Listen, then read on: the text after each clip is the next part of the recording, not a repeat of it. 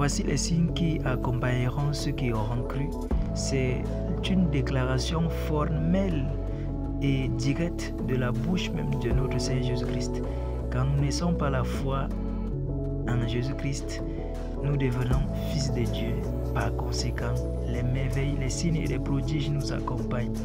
C'est une conséquence automatique de notre nouvelle naissance en Jésus-Christ. Alors, dans cette vidéo, pendant que tu t'installes confortablement et tu écoutes l'enseignement, recevons plus de lumière avec le pasteur. Bon visionnage.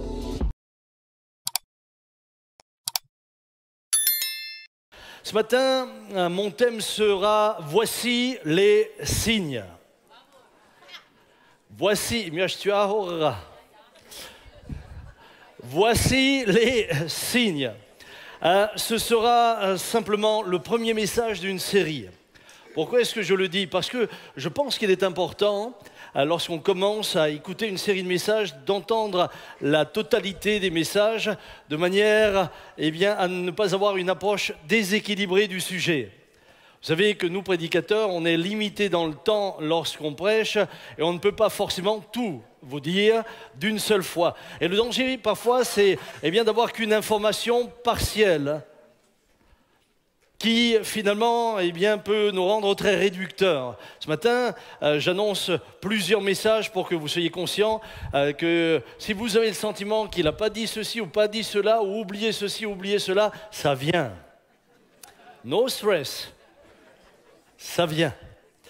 Voyez-vous, il y a un temps dans ce pays où l'on avait implanté de nombreuses églises dont le nom de l'église me touche aujourd'hui encore. On avait appelé ces églises « Viens et vois ». Et j'ai toujours aimé cela. « Viens et vois ». Et cela a donné lieu et naissance à tout un mouvement d'église qui est aujourd'hui le mouvement de Pentecôte en France, dont les fondateurs étaient des hommes aussi simples que le frère Douglas Scott. Et Douglas Scott était un Anglais qui avait été envoyé comme missionnaire en France. Et lorsqu'il est arrivé en France, son français était empreint d'anglais. Et je dois dire que j'ai eu l'occasion une fois d'entendre une de ses prédications, mais il fallait vraiment se concentrer pour comprendre ce qu'il disait, tant l'anglais avait marqué l'expression française. Ceci dit, lorsqu'il annonçait l'évangile aux nombreux incroyants qui étaient là, les signes l'accompagnaient. Les démons étaient chassés, les malades étaient guéris, et c'est ainsi qu'est venu le nom « Viens et vois ». Parce qu'on savait que si on invite quelqu'un, il allait voir le Seigneur agir. Et ma prière, c'est que nous ayons des églises dans lesquelles nous puissions dire à nos amis « Viens et vois ». Viens et vois que le temps des signes n'est pas terminé. Viens et vois que Dieu est encore à l'œuvre. Viens et vois. Si il y a eu ces temps et si dans certains endroits, nous le vivons par ailleurs ici, la guérison divine, entre autres, où le fait de chasser les démons fait partie de la vie normale de l'Église, malheureusement, il me semble que l'Église, avec un grand E et bien des églises locales dans notre pays, ont perdu cette dimension. On est là face à un évangile plutôt humaniste où l'homme est au centre. On est plutôt dans une prédication où on cherche l'épanouissement de l'individu.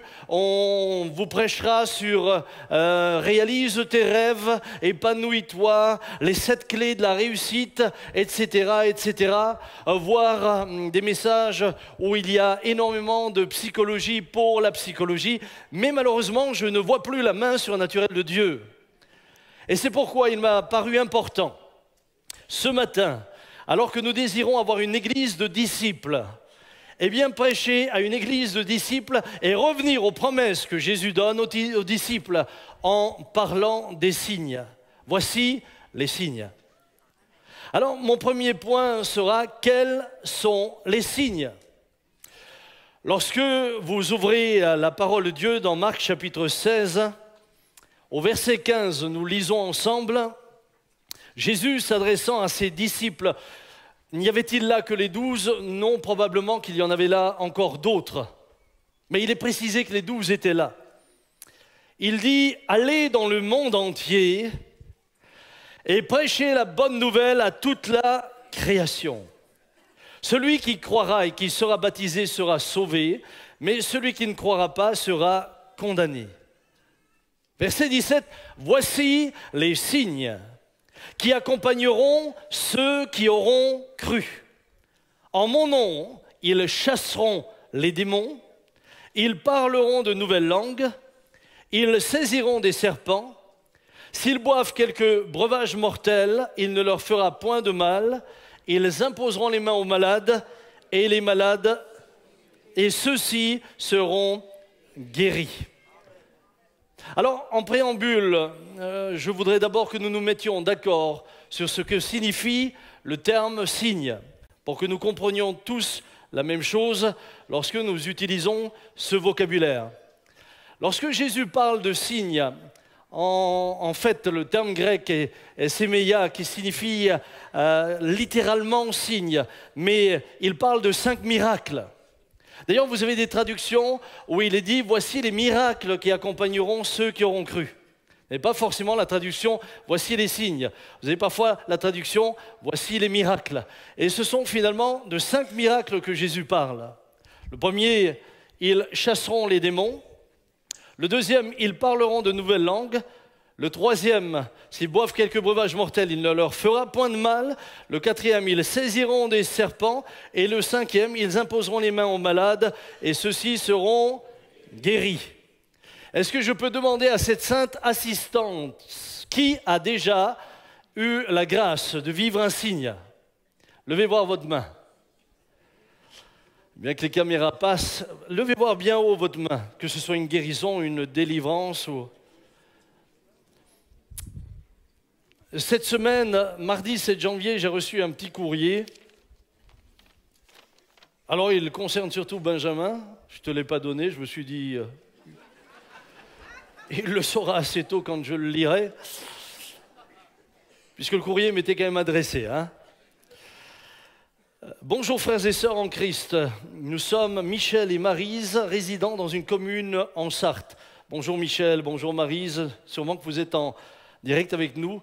Où il n'y a pas d'assemblée. Nous vous suivons en live le dimanche et le mardi depuis décembre 2014. Nous vous écrivons pour vous donner nos témoignages de guérison. Michel, suite à une chute sur le verglas en février 2011, j'ai eu les 2 malléoles du pied droit fracturés. J'ai subi une opération avec pose de broche. Je ressentais toujours et constamment des douleurs lors des changements de temps. Le mardi 16 janvier 2018, le pasteur Benjamin menait la louange et donnait une parole de connaissance, disant « Il y a un frère devant les écrans, tu as eu le pied cassé, il y a quelques années, tu as des douleurs au moment des changements de temps. Le Seigneur te dit « Je te touche et je te guéris maintenant, tu n'auras plus de douleur. » J'ai pris cette parole pour moi. Maintenant, ça fait 2 ans que je n'ai plus aucune douleur. Je rends toute la gloire à notre Seigneur Jésus qui m'a guéri totalement après mon accident. Maryse, lors de la réunion du mardi 18 septembre 2018, le pasteur Benjamin a donné une parole de connaissance. Dieu parle à une sœur, Dieu te guérit de l'inflammation des gencives. Pour la première fois, je me suis approprié cette guérison. Je souffrais depuis des années par intermittence des gencives.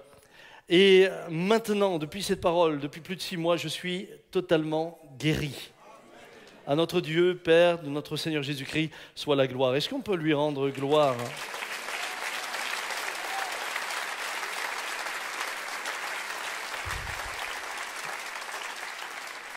Voici les signes.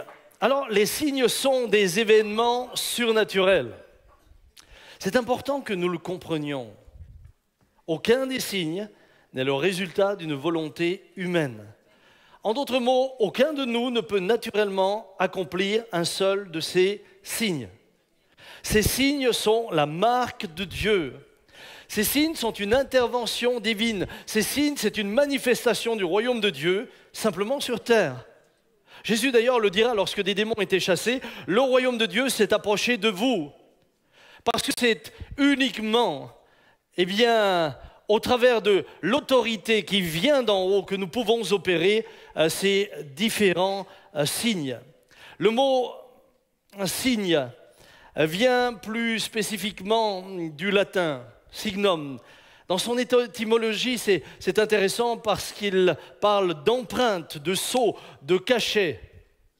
Donc, une guérison, par exemple, je prends l'exemple d'une guérison. Une guérison miraculeuse, c'est le cachet de Dieu après que tu aies annoncé l'évangile. C'est sa signature. Voyez-vous, les signes sont des événements surnaturels attestant l'origine du message apostolique et il établit l'authenticité de la foi des premiers croyants qui vivaient ces choses pleinement et constamment. Et je crois que c'est important que nous réalisions eh bien, que nous avons besoin de voir Dieu signer sa parole. Nous avons besoin de voir le sceau de Dieu sur ce que nous disons. Mais pas seulement dans l'Église. Je crois que nous avons besoin, chacun d'entre nous, de voir le sceau de Dieu dans nos propres vies, de voir la manifestation de Dieu au travers de ces signes dans nos vies personnelles. Et je crois de tout cœur que ces signes qui accompagnent ceux qui auront cru, eh bien, nous accompagnent. Voyez-vous, ils sont nécessaires pour l'évangélisation, ils sont nécessaires pour l'annonce de la bonne nouvelle, ils sont impérativement nécessaires. Voyez le produit de ces signes dans Acte 8, verset 6. Les foules tout entières étaient attentives à ce que disait Philippe lorsqu'elles apprirent et virent les miracles qu'il faisait. Les foules étaient attentives. Pourquoi? Parce que Philippe prêchait bien. Parce qu'il avait une théologie qui plaisait? Non. Les foules étaient attentives lorsqu'elles apprirent et virent les miracles qu'il faisait, car des esprits impurs sortirent de plusieurs démoniaques en poussant de grands cris, et beaucoup de paralytiques et de boiteux furent guéris, et il y eut une grande joie dans cette ville. Voilà la conséquence des signes. Ceci dit, et permettez-moi là une remarque qui est importante, et je vais en faire plusieurs au fur et à mesure que j'avance. Certaines plairont aux uns et déplairont aux autres, je le sais. Mais pour moi, j'ai envie de vous dire, ça m'est un peu égal que je vous plaise ou que je ne vous plaise pas. Ce qui m'importe, c'est de rester fidèle à ce que la parole de Dieu dit. Les signes sont là pour attester la parole de Dieu et non pas pour servir à des fins personnelles. Ils ne sont, par exemple, pas un moyen pour étonner les gens, même si les gens du temps de Philippe étaient attentifs à cause de ce qu'ils voyaient. Mais nous avons dans l'Écriture, dans Acte 8, verset 9, un homme du nom de Simon, Simon le magicien, qui, lui, faisait aussi des choses manifestement qui sortaient de l'ordinaire par ses actes de magie, afin, et dans le seul but d'étonner ceux qui étaient en Samarie. Il est dit dans Acte 8, verset 9, « Il y avait auparavant dans la ville un homme nommé Simon, qui, se donnant pour un personnage important, les signes desquels l'Écriture parle ne feront jamais de vous et de moi des personnages importants, parce qu'ils n'ont qu'un but, c'est de le glorifier lui. » Simon le magicien, lui, eh bien, était en train d'agir pour impressionner les gens qui étaient là et surtout pour devenir ce personnage important. Il exerçait la magie et provoquait l'étonnement du peuple de la Samarie. Et je m'arrête là pour dire une chose qui me préoccupe en ce moment. Lorsque parfois je vois certains endroits, et sur le net vous pouvez en voir, eh bien, il me semble que parfois les signes sont mis en spectacle. Et on ne sait plus à la fin si c'est vraiment Dieu qu'on glorifie ou si c'est celui qui opère au travers de la grâce de Dieu. Et il y a une forme de vedettariat évangélique et charismatique qui se met en place. Et vous avez différentes vedettes à droite et à gauche et finalement tout ce qui ressort c'est leur nom. Je dénonce ces choses-là parce que les signes n'ont jamais été là pour rendre quelqu'un important. Ils sont là dans un autre but. Et il est important que nous le comprenions. Ils ne peuvent être utilisés à des fins personnelles, par exemple, pour impressionner quelqu'un, même s'il s'agit d'essayer de le convaincre quant à la foi. Pourquoi dis-je ces choses? Parce que certains l'ont tenté. Je vous donne un exemple. Si par exemple, vous avez un collègue de travail qui vous dit « moi je ne crois pas » et que vous lui dites « eh bien donne-moi un verre de Javel, je vais le boire, il ne va me faire aucun mal, comme ça tu croiras », je crains que je vienne vous visiter au Münchberg dans pas longtemps. Si vous dites à quelqu'un « donne-moi un serpent, de préférence un crotale, je vais le saisir et tu vas voir », dites-le moi quand vous le ferez, comme ça je prépare votre service funèbre. Les signes ne nous sont pas donnés pour impressionner ou convaincre par nous-mêmes ceux qui sont devant nous. Pourquoi? Parce que les signes, c'est Dieu qui les opère. Ce n'est pas nous. Aucun n'est dépositaire des signes. Aucun peut dire « maintenant je vais faire un signe » si Dieu ne le lui permet. Nous sommes donc entièrement dépendants. D'ailleurs, je pense qu'il est important de rappeler également qu'en grec, on peut par exemple interpréter le passage « Ils saisiront des serpents, s'ils boivent quelques breuvages mortels, il ne leur fera point de mal ». De cette manière-là, si on les oblige à saisir des serpents et à boire quelques breuvages mortels, cela ne leur fera point de mal. Ce n'est pas la même chose. Ce n'est pas la même chose. Si, parce qu'on voulait me torturer, par exemple, on m'obligerait à boire un breuvage mortel, ou si on me mettait au défi d'un serpent venimeux à cause de ma foi, c'est différent. Là, oui, les signes sont là. D'ailleurs, nous avons, au niveau de l'exemple de la morsure d'un serpent, l'apôtre Paul, qui lui est mordu accidentellement. Il ne l'a pas cherché. Il n'a pas dit aux barbares « Look at me ». I take the snake. I kill the snake. And nothing happened. Jamais. Jamais. Il prend des broussailles pour les mettre sur le feu. Au moment où il prend les broussailles, une vipère se trouve à l'intérieur, le mord. Et à ce moment-là, les païens, eux qui sont là et qui l'observent, disent « Waouh, ce gars, il doit être vraiment tordu, il doit vraiment avoir fait de grandes fautes, parce qu'il vient d'échapper à un naufrage, mais Dieu l'attend avec un serpent pour qu'il se fasse tuer. » Et l'ont observé. Et à leur grande surprise, qu'a fait l'apôtre Paul? Moi, je trouve ça beau. C'est ça quand vous êtes dans la paix et dans la foi. Une vipère le mord. La Bible dit « il la secoua dans le feu ». J'imagine l'apôtre Paul faire comme ça. Je ne sais pas comment vous auriez fait. Ah! Ah! Je suis sûr que nous, on aurait couru sur toute l'île, il ne nous aurait plus vus. La vipère le mord, et là, tranquille, il la secoue dans le feu, et tu as tous les autres qui attendent. Ils attendent le moment où... La Bible dit, il n'a pas enflé, rien ne s'est passé. Et là, tout d'un coup, ils ont changé d'avis. Ils ont dit, c'est un Dieu. C'est un Dieu, pourquoi? Parce que tous les habitants de l'île savaient que quand une vipère te mord, de cette manière-là, c'est la mort assurée. Eh bien non, Paul la secoue tranquillement. C'est quand même impressionnant, hein? Lorsque des hommes de Dieu savent et connaissent les promesses de Dieu, ils savent que ces signes les accompagnent, l'attitude change. L'attitude change.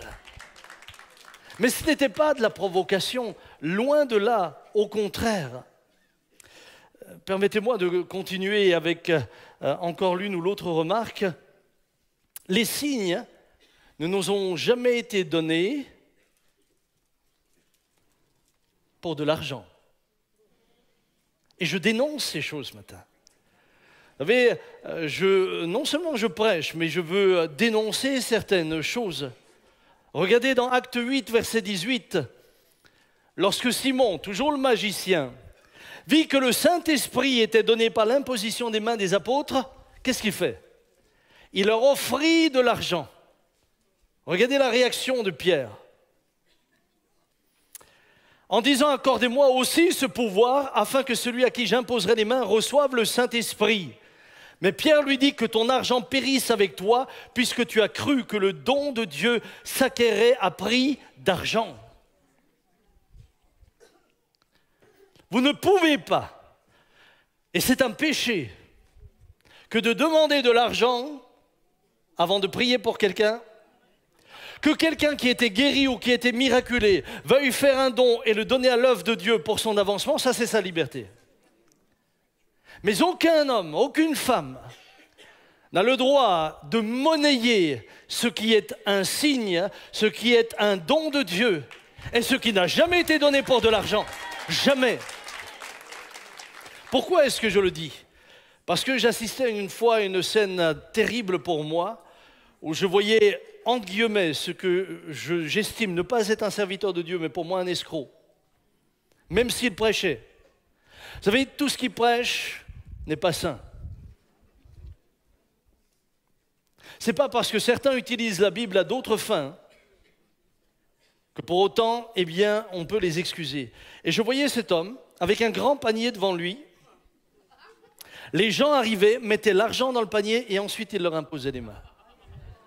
Vous ne pouvez pas motiver. Vous ne pouvez pas motiver la grâce de Dieu par de l'argent. C'est un péché. Si quelqu'un vient vous voir en disant « Je prie pour toi, si tu me fais un don », alors dites-lui « Va prier ailleurs », pour ne pas le dire autrement. C'est important. Vous savez, aujourd'hui, je vois une telle utilisation de la grâce de Dieu à des fins mercantiles que je sais que ce n'est pas pour rien que Pierre a dit que nous ne devions jamais enseigner dans le but d'obtenir de l'argent. Jamais. Jamais. Que l'ouvrier mérite son salaire, d'accord. Mais vous ne pourrez jamais utiliser la grâce, la grâce, le cadeau de Dieu pour le monnayer. Les signes ne sont pas non plus là pour répondre aux provocations. Il y a bien sûr celui qui provoque parce qu'il pense pouvoir faire des signes ce qu'il veut, et il y a ceux qui vont vous provoquer. Regardez ce qu'il est dit dans Matthieu 16, verset 1.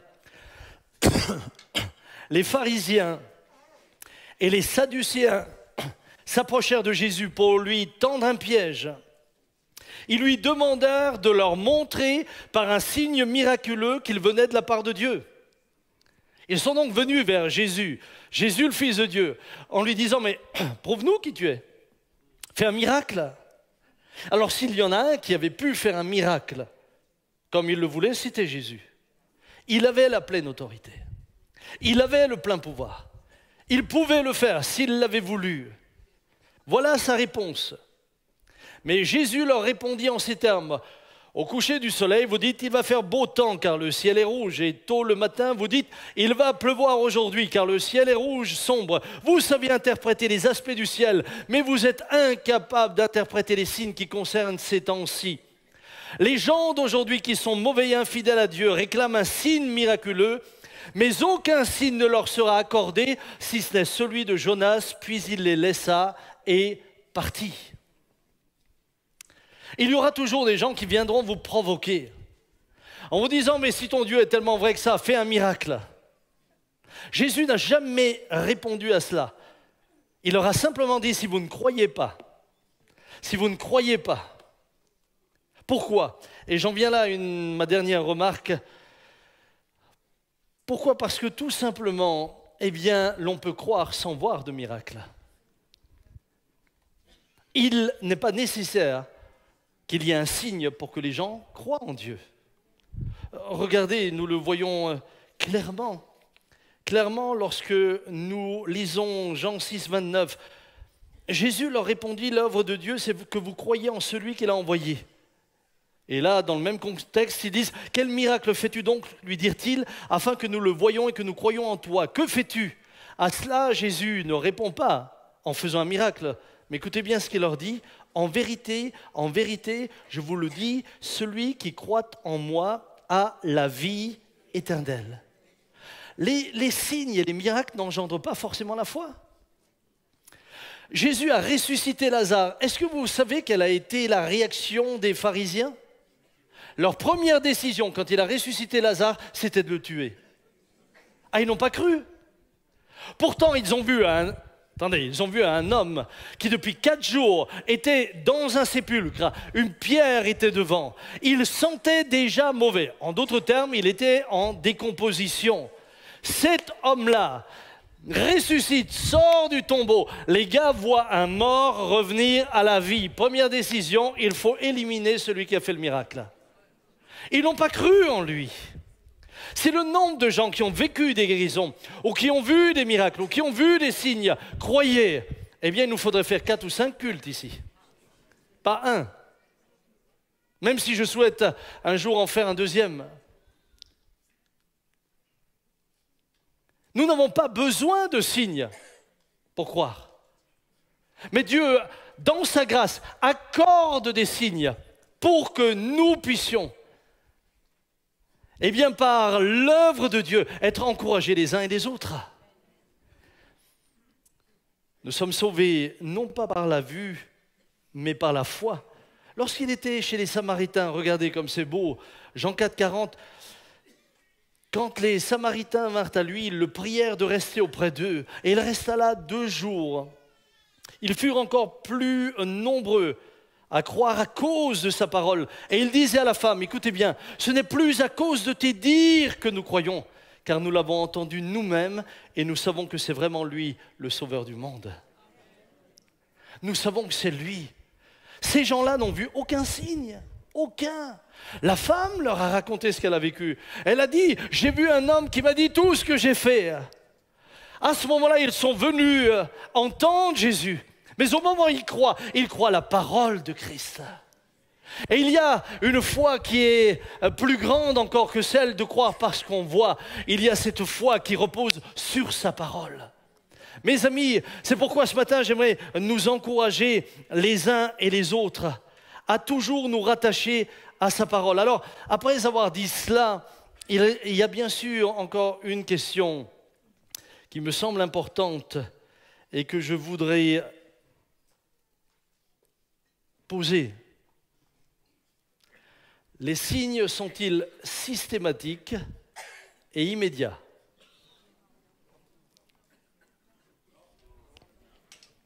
Les signes sont-ils systématiques et immédiats? La réponse est importante.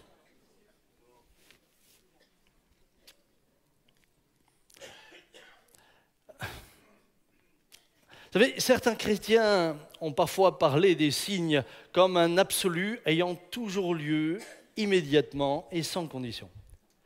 C'est-à-dire que, par exemple, on vous dira, oui, mais Jésus a guéri tous les malades. Oui, mais dans le livre des Actes, eh bien, on peut lire que les apôtres guérirent tous les malades qui étaient là. Donc, est-ce que c'est systématique? Est-ce que c'est un absolu? Ou est-ce qu'au contraire, eh bien, il nous faut aller plus loin?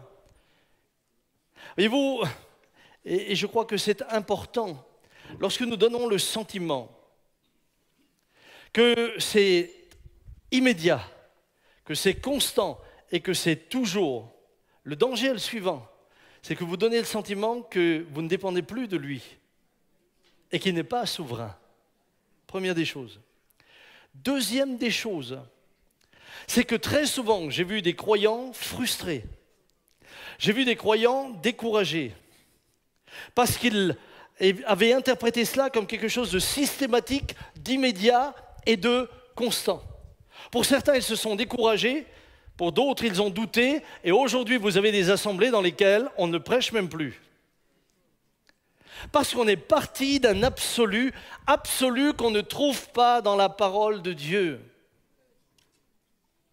On ne le trouve pas dans la parole de Dieu. Si nous regardons le ministère de Jésus, nous voyons que dans certains cas, tous les malades étaient guéris.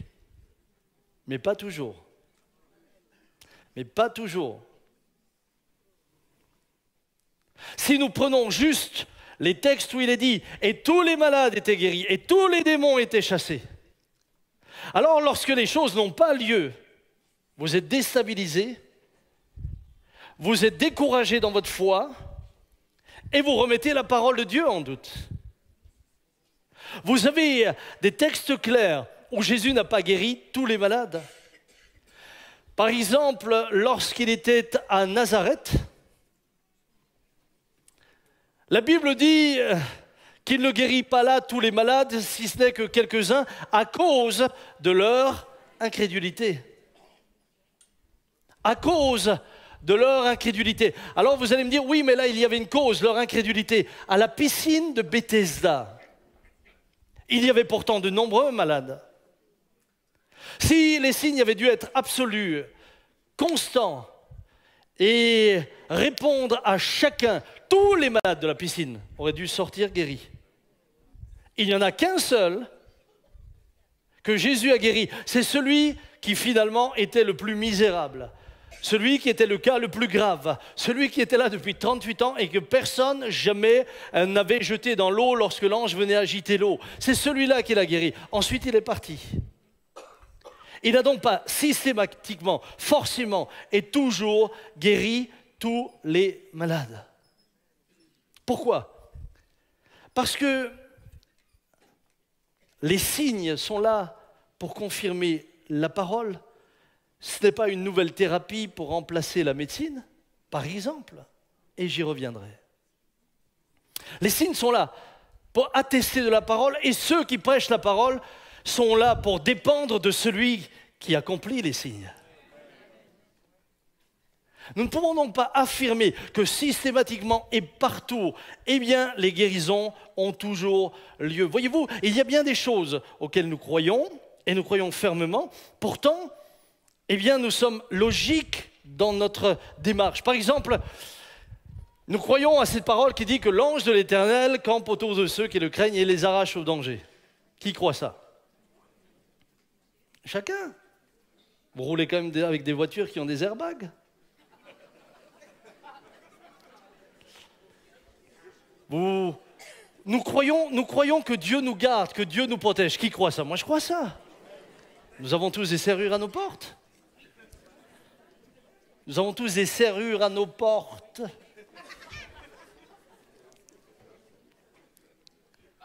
Est-ce que ce serait intelligent de dire « Ah non, non, moi je ferme plus rien, Dieu me protège ».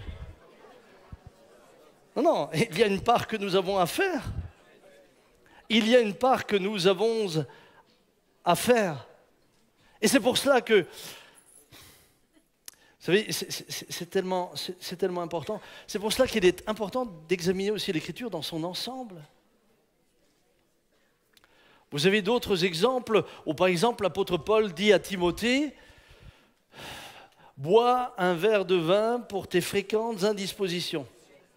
Le problème qu'on a aujourd'hui, c'est qu'on en a qui sont malades du médicament.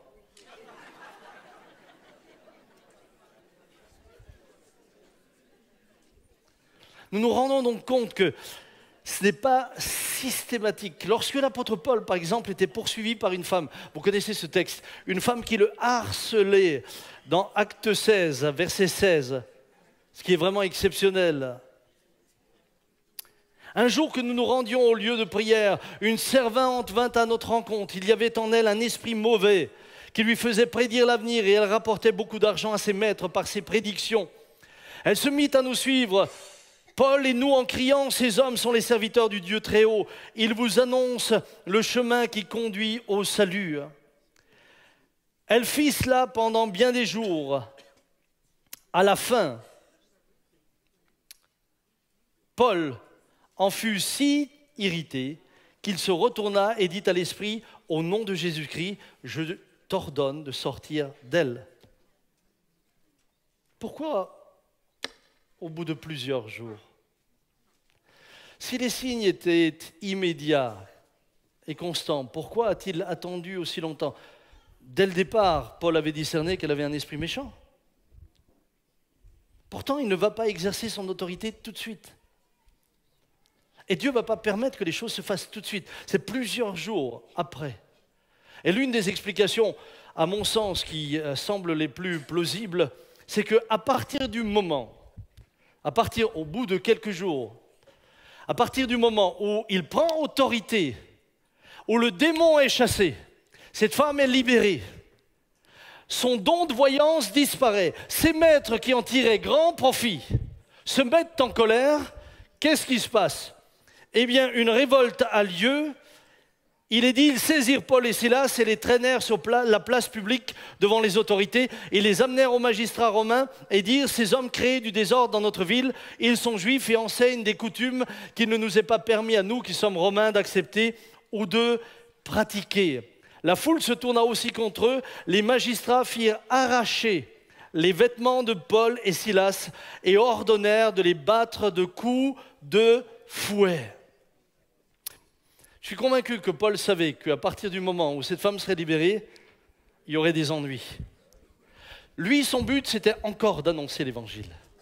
Et il va encore annoncer l'évangile pendant tout un temps. Mais ce qui est beau, c'est qu'au moment où il exerce l'autorité, l'autorité est exercée. Frères et sœurs, les signes, et j'en parlerai puisque j'aborderai la question de chasser les démons, j'aborderai toutes ces différentes questions dans les prochains dimanches. Mais, par exemple, la guérison divine n'est pas là pour se substituer à la science médicale. La guérison n'a jamais été donnée pour que maintenant, eh bien, vous puissiez dire « j'ai plus besoin de médecin ». Puisque si la guérison divine était donnée dans ce sens-là, le seul fait de devenir médecin ou infirmière serait un péché. Mais oui, vous iriez contre la volonté de Dieu. Si la volonté de Dieu était que vous ne vous fassiez absolument plus soigner, eh bien, il vous guérirait tout le temps. Et là aussi, il va falloir que nous discernions la guérison dans le peuple de Dieu d'avec la guérison des non-croyants.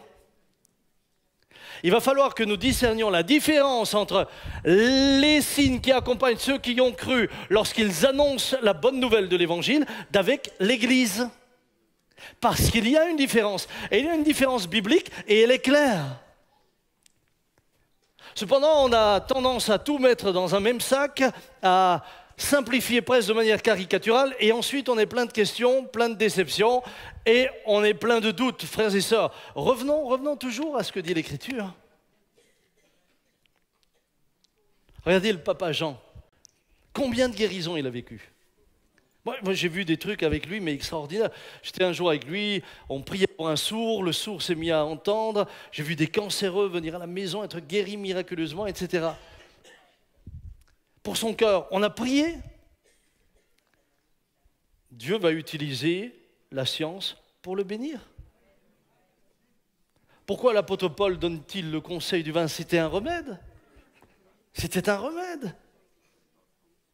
Et parfois j'ai le sentiment j'ai vu dans certains endroits où si tu prends un médicament, tu as presque péché. Bon, écoutez, allez, je vais vous donner un exemple. Ça vaut ce que ça vaut. Mais certains d'entre vous ont déjà vu le Seigneur les bénir et même les protéger de panne mécanique, n'est-ce pas? On a déjà entendu ça ici. Et je l'ai déjà vécu moi-même. J'ai déjà vécu où sincèrement Dieu m'a gardé dans des véhicules impossibles. Je me souviens d'un jour, pour ceux qui sont mécaniciens, j'avais un minibus rempli d'enfants que j'emmenais pour une colonie de vacances dont la crémaillère de direction avait cassé. Vous savez ce que ça veut dire? Ça veut dire que quand tu tournes, tu vas tout droit. Je suis arrivé jusqu'à Grenoble, rue des 400 couverts, rue des 400 couverts. Je ne sais pas le nombre de tournants qu'il y a. Et une fois qu'on était là-bas, c'était fini. Mais j'en ai pas déduit depuis que je n'ai plus besoin de garagiste. Au moment de ma vidange, je ne dis pas, Seigneur, renouvelle l'huile.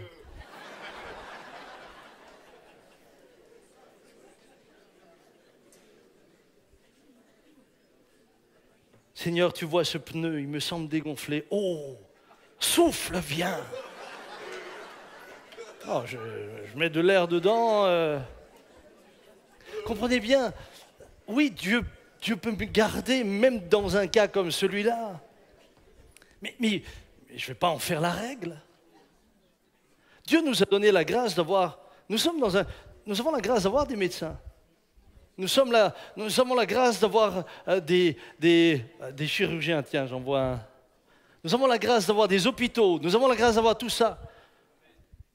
Vous savez, parfois ça me fait penser à je vous le dis parce que je voudrais aussi que nous réalisions que Les signes sont surtout là pour que nous annoncions l'Évangile à ceux qui ne connaissent pas le Seigneur. Parfois, je vois des gens me dire « j'ai la foi, j'ai la foi, j'ai la foi. Je ne vais pas à l'hôpital parce que j'ai la foi. » Le problème, c'est qu'ils n'ont pas la foi, ils ont la trouille. Différent. Donc, comme ils ont la trouille d'y aller, eh bien, ils préfèrent croire. Je crois, je crois, je crois. Ça me fait parfois penser à ce pasteur qui était dans son église alors qu'il y avait une inondation. Il y a eu un pasteur dans son église, il y a eu une inondation, et puis les pompiers sont venus pour l'évacuer, et il dit « non, non, moi j'ai la foi, Dieu va me sauver ». Alors bon, ils n'ont pas insisté, ils avaient assez d'autres à chercher, et ils sont allés en chercher un autre. Et puis l'eau est montée, et le brave pasteur était sur le pupitre. Les pompiers sont revenus, il dit « pasteur, venez ». Il dit « non, non, non, non, moi j'ai la foi, vous allez voir, Dieu va me sauver ». Puis l'eau a continué à monter, finalement il était sur le clocher. Et là les pompiers sont arrivés avec un hélico. Pasteur, accrochez-vous à la corde. Non, non, Dieu va me sauver. Bon, ils sont partis, ils ne pouvaient pas insister. Bon, le gars il se noie. Et là il arrive au ciel, il voit Jésus, il dit mais franchement je suis déçu, hein. Je suis déçu. Moi j'avais la foi que tu viennes me secourir, t'as rien fait. Il dit je te les ai envoyés 3 fois, t'es même pas allé avec eux.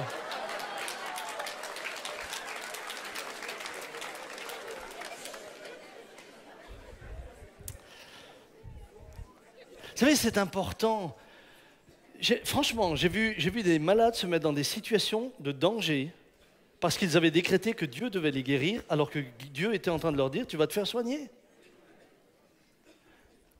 Mais pour démontrer leur foi, ils ont voulu imposer leur volonté à Dieu. N'oubliez jamais que les signes dépendent de Dieu, jamais de nous. J'ai observé, et je dis ces choses pour vous aider aussi, parce que je veux que nous grandissions, je veux que nous voyions les signes, les miracles et les prodiges. Mais comme le dit l'Écriture, j'ai observé au travers des années, ça fait maintenant des années, j'ai grandi dans un foyer où nous avons vu de nombreuses guérisons. Je ne saurais pas compter le nombre de guérisons. J'ai observé des ministères comme celui de Reinhard Bonnke.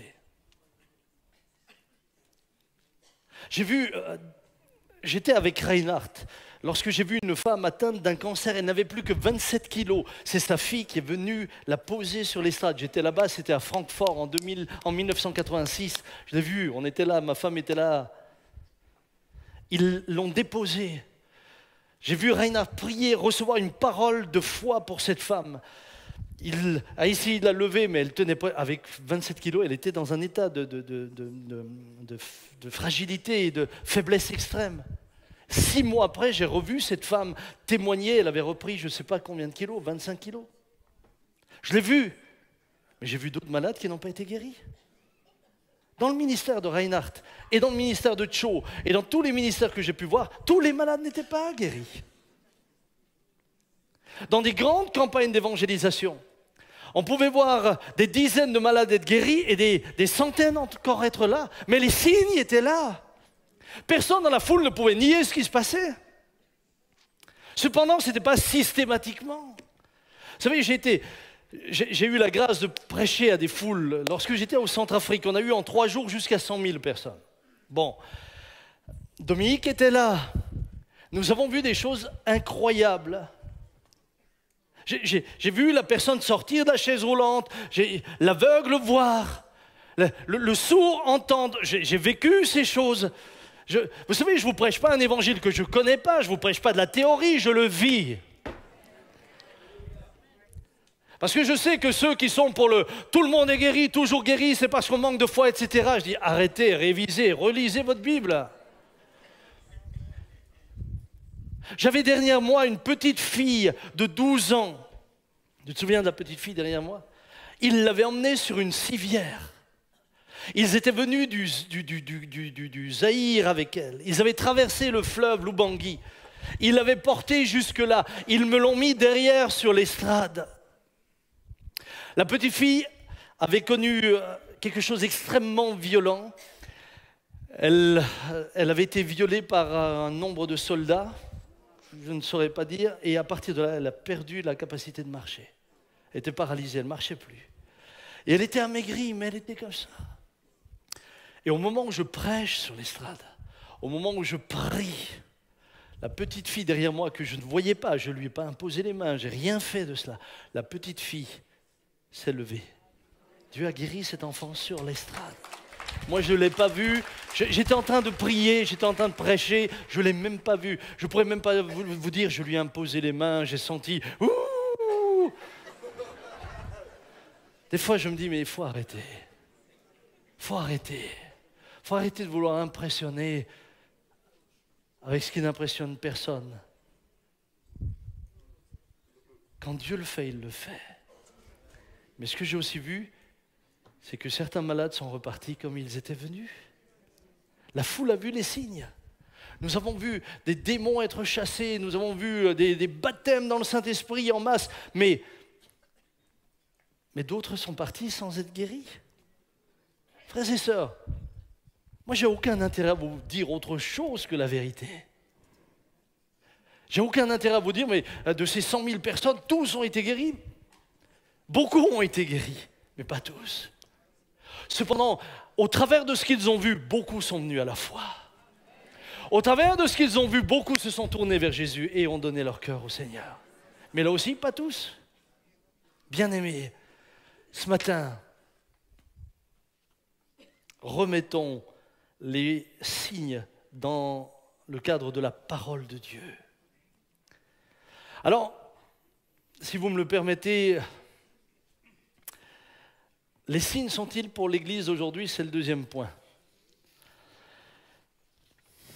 J'ai un problème. J'étais à peine au premier point.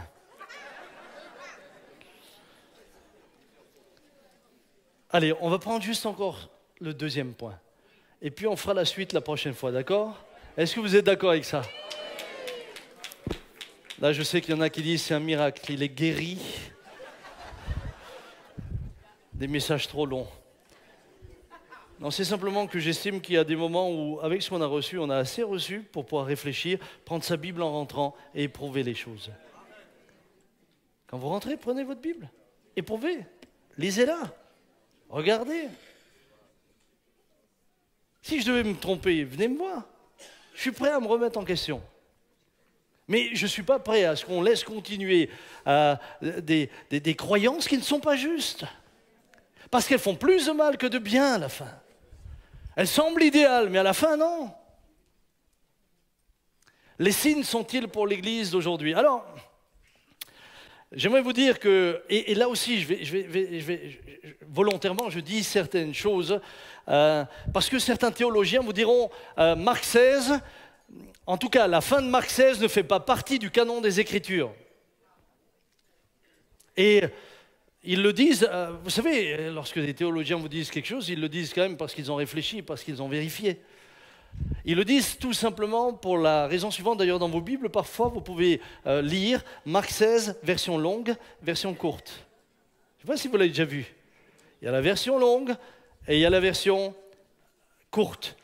Eh bien, ils émettent des doutes quant à la validité de ces paroles de Christ dans le canon des Écritures, tout simplement parce qu'on ne les a pas trouvées dans les deux plus anciens manuscrits qui sont les Codex Sinaiticus et Vaticanus.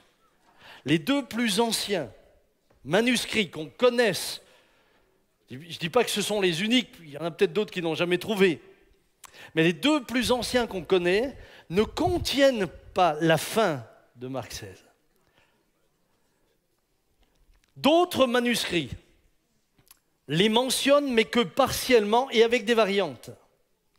Cependant, eh bien, vous avez des pères de l'Église comme Irénée, Hippolyte, qui les citent clairement au IIe et au IIIe siècle. Ils les citent clairement.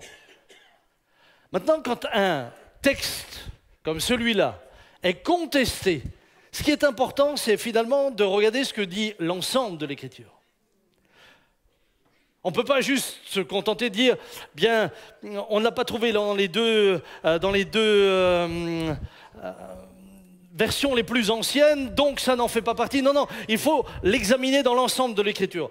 D'abord, dans l'Ancienne Alliance, on se rend compte que déjà des signes se faisaient de la part de Dieu. Et des signes pour convaincre. Je vais en citer juste un. Lorsque Élie est sur le mont Carmel en face des prophètes de Baal, que fait-il? Il met l'offrande, il prie, le feu descend. Conséquence, le peuple d'Israël est convaincu de ce qu'il vient de voir. Dieu a donné un signe. Par un signe, Dieu a répondu du haut du ciel, le feu est descendu. À ce signe-là, le peuple d'Israël a arrêté de clocher d'un côté et d'autre et s'est positionné. Je pourrais en prendre d'autres. Cependant, lorsque vous venez dans le Nouveau Testament, eh bien, il est absolument clair. Il est absolument clair que lorsque vous lisez le livre des Actes, les signes accompagnaient ceux qui croient.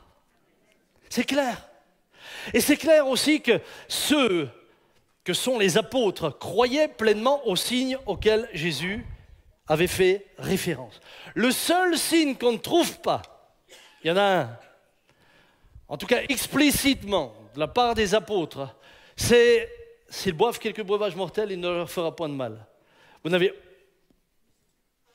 aucun exemple où, je ne sais pas moi, Pierre aurait pris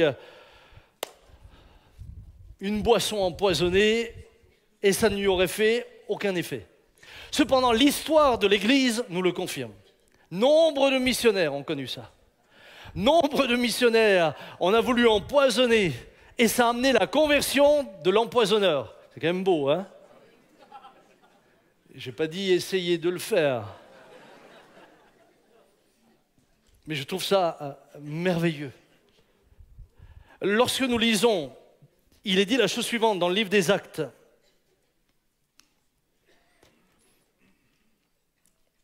Acte 2, 42. Il persévérait dans l'enseignement des apôtres, dans la communion fraternelle, dans la fraction du pain et dans les prières. La crainte s'emparait de chacun et il se faisait beaucoup de prodiges et de signes par les apôtres. Ils ont chassé des démons, ils ont parlé dans de nouvelles langues, ils ont imposé les mains aux malades, des malades ont été guéris, Paul a été mordu par un serpent et ne lui a pas fait de mal. Ils ont donc vécu pleinement toutes ces choses-là. D'ailleurs, dans le livre des Actes, remarquez, lorsque Pierre et Jean ont été menacés et qu'ils revinrent après les menaces, est-ce que vous avez déjà remarqué que leur prière fait référence aux signes? Écoutez ce qu'ils prient. Acte 4, 29. Et maintenant, Seigneur, sois attentif à leurs menaces et donne à tes serviteurs d'annoncer la parole en toute assurance. Et tends ta main pour qu'il se produise des guérisons, des signes et des prodiges. Par le nom de ton saint serviteur, Jésus. Quand ils eurent prié, le lieu où ils étaient assemblés trembla, ils furent tous remplis du Saint-Esprit et ils annonçaient la parole de Dieu avec assurance. Lorsqu'ils prient, ils font référence à ce que Jésus leur avait dit. Ils se basent sur ce que Jésus leur avait dit. Et ils prient avec assurance en disant « Fais des signes, fais des miracles dans le nom de ton saint serviteur Jésus. » Parce qu'ils l'avaient entendu, parce qu'ils l'avaient vécu, parce que cela les accompagnait. Alors, la question est, est-ce que l'Église d'aujourd'hui est-elle concernée? Dans Marc 16, il est dit... Le Seigneur, après leur avoir parlé, fut enlevé au ciel et il s'assit à la droite de Dieu et ils s'en allèrent prêcher partout. Le Seigneur travaillait avec eux et confirmait la parole par les signes qui l'accompagnaient. Frères et sœurs, ma question est, si le Seigneur travaillait avec eux, pourquoi ne travaillerait-il plus avec nous? Si le Seigneur travaillait avec eux, pourquoi cesserait-il de travailler avec nous? Deuxièmement, le Seigneur, avant de quitter la terre, eh bien leur dira, je ne vous laisserai pas orphelins, je vous enverrai le Consolateur, le Saint-Esprit, qui vous conduira dans toute la vérité. Si Jésus avait pris soin de ne pas les laisser orphelins en leur envoyant le Saint-Esprit, à combien plus forte raison ne nous laissera-t-il pas orphelins de signes? Tout simplement parce que je crois de tout cœur aujourd'hui que nous avons encore besoin de ces signes et que nous avons besoin de voir ces signes nous accompagner. Je rajouterai, Jésus a dit dans Matthieu 19, verset 20, à ceux avec qui il avait donné cette parole, Ces paroles, il la donne dans Marc 16. Mais à ceux à qui il a parlé, il dit également dans Matthieu 19, « Et voici, je suis avec vous tous les jours jusqu'à la fin du monde. » Demande à ton voisin si c'est déjà la fin du monde.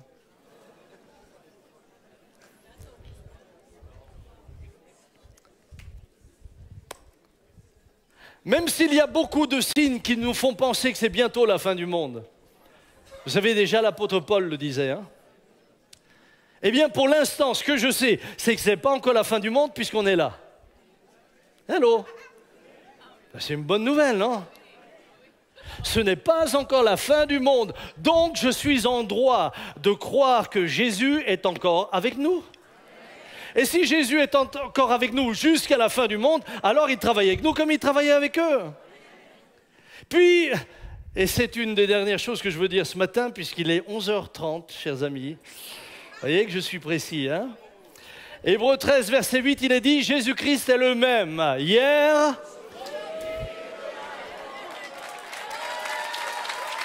aujourd'hui. Aujourd'hui. Quand je dis aujourd'hui, je ne pense pas à hier. Aujourd'hui, c'est aujourd'hui. Donc, quand j'annonce l'évangile, j'ai le droit de croire qu'aujourd'hui, ces choses ont lieu.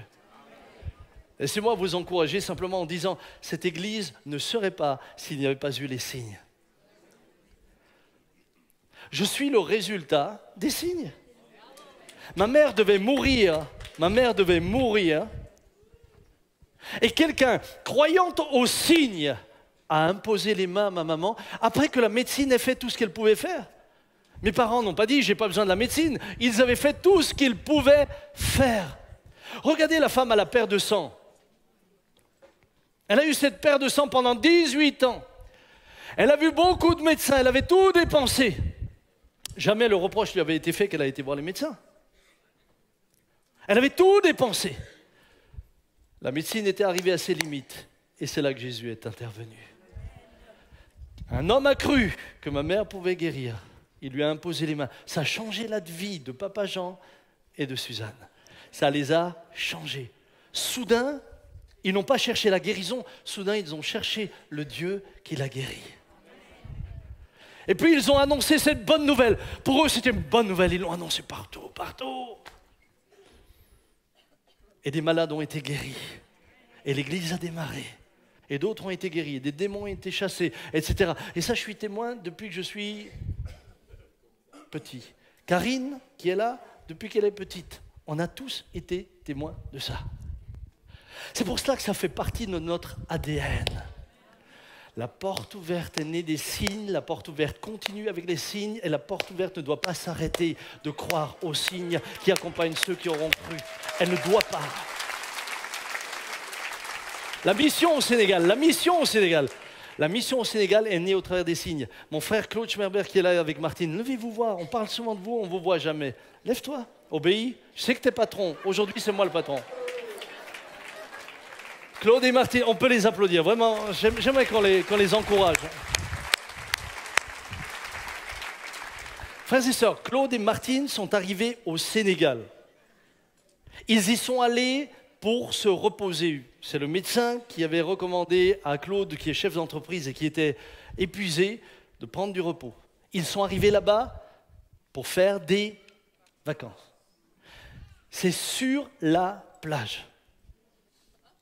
Donc sur la plage, tu n'es pas avec une cravate, un costard. Sur la plage, normalement, tu es en... Oui, quoi qu'aujourd'hui,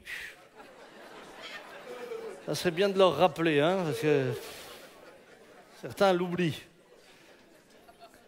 Sur cette plage, vient un homme vers lui pour lui vendre des bricoles, c'est comme ça. Et puis, dans la discussion, ils en arrivent à parler de Dieu. Et Claude témoigne de sa foi. D'abord, il ne voulait pas de ce vendeur, il ne voulait pas acheter, lui, il voulait se reposer. Mais ensuite, il lui parle de sa foi. Et cet homme qui était musulman était ouvert à ça. Et puis tout d'un coup, cet homme a commencé à se plaindre en disant « Mais mes affaires ne marchent pas, ceci, cela. » Et là, Claude, qui croit que les signes accompagnent ceux qui croient, se lève et prie avec lui. Vous savez, souvent on se dit pour prier, il faut Là, je viens de faire 40 jours de jeûne, j'ai le sac de bure. Viens mon frère, non, il était... Il prie pour lui. 2 heures après, cet homme revient, bouleversé. Il lui dit, j'ai vendu en 2 heures plus que dans les 2 derniers mois. Mais il n'est pas revenu seul, il est revenu avec un gars malade, qui avait partout sur tout le corps, il avait des plaies. Et il dit, est-ce que tu peux faire quelque chose pour lui? Claude, c'est pas l'évêque Claude, hein, c'est pas Bishop Claude, c'est juste Claude Schmarvre, Faux Saint-Bernard, je suis le menuisier, voilà. Il lui impose les mains. Le gars revient 2 heures après, toutes les plaies sont guéries. À partir de là, ils n'ont plus pu faire de vacances, ils les ont emmenés partout prier pour les malades. Et là, Claude, toi tu m'as dit, tous ceux avec qui on a prié ont été guéris. Ça a été une situation dans laquelle Claude a pu vivre, tous les malades pour lesquels ils ont été priés ont été guéris. Et la mission en Afrique est née. Et le Sénégal est né. Et aujourd'hui, ce sont des églises qui se multiplient, qui prient pour les malades, qui chassent les démons. Mon frère, ma soeur, comment croyez-vous que l'église en Algérie a pris son essor? Vous croyez qu'un musulman vient comme ça à Jésus et juste parce que vous lui dites « toi t'as tort, moi j'ai raison », il se convertit? Les signes, les miracles, et je peux vous assurer, j'ai vu des guérisons en Algérie, j'ai vu comment Dieu agissait. Nous avons vu, on n'avait même pas besoin de prier pour les gens pendant qu'on prêchait, les démons qui quittaient. Là, les gens étaient convaincus et venaient. J'étais touché dimanche dernier, ici, devant l'estrade. J'ai eu un prédicateur musulman qui est venu me voir. D'ailleurs, dès qu'il est arrivé, j'ai eu tout de suite, cela m'a été indiqué parce qu'il est arrivé en djellaba avec un rucksack. En djellaba avec un sac à dos. C'est drôle, ça éveille quelque chose aujourd'hui. Heureusement qu'il ne nous a pas fait une blague, hein, en jetant le rucksack et en partant en courant, parce que j'imagine pas ce qui se serait passé ici. Mais j'ai eu un excellent échange avec lui. Et je lui ai dit, mais je vous respecte profondément quant à la foi que vous avez. Je vous respecte. Mais vous êtes sauvés par les œuvres, alors que Jésus, lui, vient vous sauver par la grâce. On a eu un merveilleux moment, dans un respect profond. Bien-aimé, je pourrais continuer. Lorsque nous avons commencé l'église à Strasbourg, vous savez comment elle avait commencé? À cette époque-là, j'avais 25 ans, 24 ans, 24 ou 25, je colle. Bah oui, on s'en fiche à la fin. Hein. Première rencontre, on était quoi? Une dizaine de personnes dans une arrière-cour à Brumat. Je ne sais pas si vous voyez Brumat. Bon, Brumat, c'est dans une arrière-cour, on avait là une petite salle, première réunion. Eh bien, on est là, et puis il y avait quelques personnes, dont la fille du propriétaire, qui avait lui une petite fille de 2 ans qui n'avait jamais marché, 2 ans et demi. Et puis la maman, à la fin, elle me l'apporte, elle n'était pas spécialement croyante. Elle l'apporte, on prie avec elle, et puis elle n'a toujours pas marché. Nous, on est partis, et le lendemain matin, elle était debout, elle marchait pour la première fois de sa vie. Et l'église a démarré comme ça. Frères et sœurs, les signes, les miracles accompagnent tous ceux qui croient. C'est vrai pour aujourd'hui, c'est pour l'église d'aujourd'hui, mais ça ne se passe pas toujours comme toi tu le veux, ça se passe comme lui il veut. Dans le contexte dans lequel lui le veut, aux conditions que lui il fixe. Et je lui rends toute la gloire parce que ça me rend dépendant de lui. À lui soit la gloire au siècle des siècles. Venez, on lui fait une ovation au roi des rois et au Seigneur des seigneurs. Nous te bénissons, Seigneur. Nous te bénissons, Seigneur.